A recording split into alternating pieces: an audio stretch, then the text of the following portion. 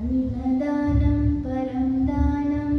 विद्यादानमतः परम् अन्नेन क्षणिका तृप्तिः यावज्जीवं च विद्यया गच्छप्यपीलिकायाति योजनानां शतान्यपि अगच्छन्मैनतेयोऽपि पदमेकं न गच्छति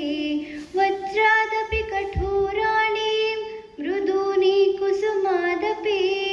लोकोत्तराणां चेतंसि को हि विज्ञातुमर्हति सत्यं माता पिता ज्ञानं